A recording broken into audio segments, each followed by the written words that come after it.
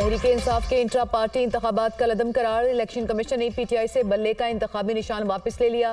PTI आइन के मुताबिक इंट्रा पार्टी इंतखाबात कराने में नाकाम रही। एतराज था कि किसी मेंबर को इलेक्शन लड़ने नहीं दिया गया।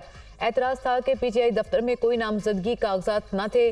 पीटीआई पर एतराज था कि इंतखाबात खुफिया कराए। पीटीआई इंट्रा पार्टी इंतखाबात को उम्मीदवारों ने चैलेंज किया था। इलेक्शन कमीशन के 5 रुकनी बेंच ने फैसला सुना दिया। इलेक्शन कमीशन का फैसला 11 सफ़ात पर मुश्तमिल है। फैसले के बाद बैरिस्टर गौहर खान चेयरमैन पीटीआई नहीं रहे।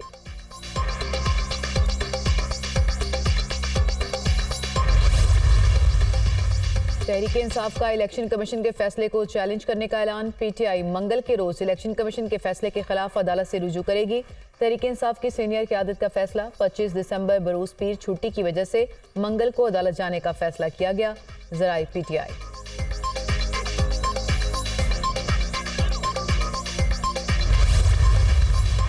ये तहरीक इंसाफ के खिलाफ साजिश है। फैसला ज़ातियात पर मबनी है। इलेक्शन कमीशन पर हमारे तहफ़्फ़ुज़ात हैं। हमने पार्टी इलेक्शन आइन और कानून के मुताबिक कराए।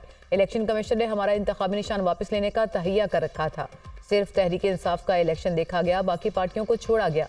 आम इंतखाबात का बाइकॉट नहीं करेंगे। हमारे पास प्लान बी मौजूद है। बैरिस्टर गौहर अली खान की गुफ्तगू।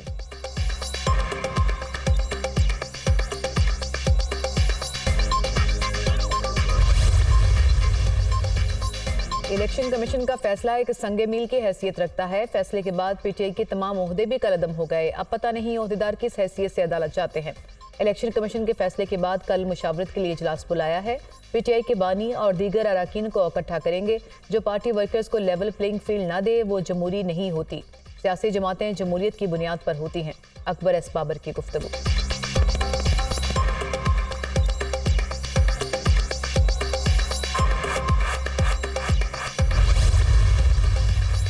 साइफर केस में बानी पीटीआई और शाह महमूद कुरैशी की जमानत मंजूर। सुप्रीम कोर्ट का 10-10 लाख रुपए के जमानती मचलके जमा कराने का हुक्म। बताएं कि साइफर दस्तयाब नहीं था तो कौमी सलामती कमेटी के 2 इजलास कैसे हुए। शहबाज शरीफ ने क्यों नहीं कहा कि साइफर गुम हो गया। शहबाज शरीफ ने किस दस्तावेज पर कौमी सलामती कमेटी का इजलास किया था। कायम मुकाम चीफ जस्टिस सरदार तारिक मसूद के रिमार्क्स। कौमी सलामती कमेटी इजलास में साइफर पेश हुआ था। प्रोसिक्यूटर राजा रिजवान अब्बासी। क्या असल साइफर पेश हुआ था, ये कैसे मुमकिन है। कायम मुकाम चीफ जस्टिस। डी कोड करने के बाद वाली कॉपी सलामती कमेटी में पेश हुई थी। प्रोसिक्यूटर रिजवान अब्बासी का जवाब।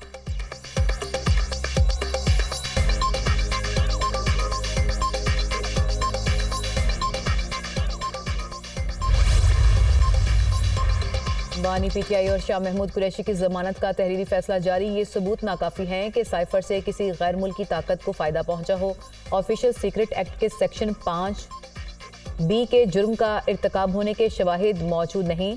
बानी पीटीआई जमानत का गलत इस्तेमाल करें तो ट्रायल कोर्ट उसे मनसूख कर सकती है। फैसले में दी गई ऑब्जर्वेशन ट्रायल को मुतासर नहीं करेंगी। तहरीरी फैसले का मतन। फैसला जस्टिस मंसूर अली शाह ने तहरीर किया।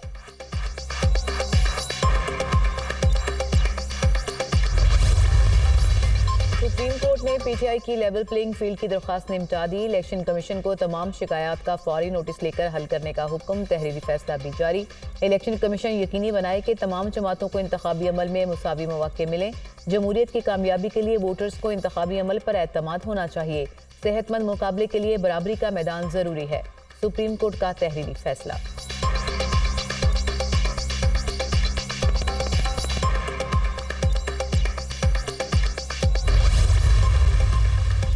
नून लीग और आईपीपी के दरमियान सीट एडजस्टमेंट के मामले पर डेडलॉक बरकरार। आइंदा चंद रोज में एक और नशिस्त होने का इम्कान। नून लीग की क़यादत ने आईपीपी की जानिब से दी गई हलकों की फहरिस्त मुस्तरद कर दी।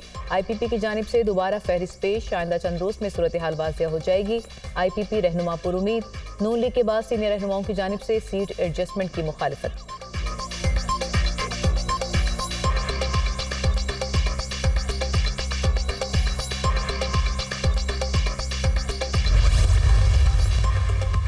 सलामती कौंसिल में गजा जंग से मुतालिक करारदाद पर वोटिंग नहीं हो सकी। करारदाद के मसवदे में तब्दीली करवाकर अमरीका रजामंद। फलस्तीन और रूस का इख्तलाफ। अमरीकी मीडिया ने अल-शिफा हॉस्पिटल में हमास की मौजूदगी का इसराइली दावा मशकूक करार दे दिया। कहा इसराइल हमास की जानिब से हॉस्पिटल्स को ढाल बनाने के सबूत देने में नाकाम रहा।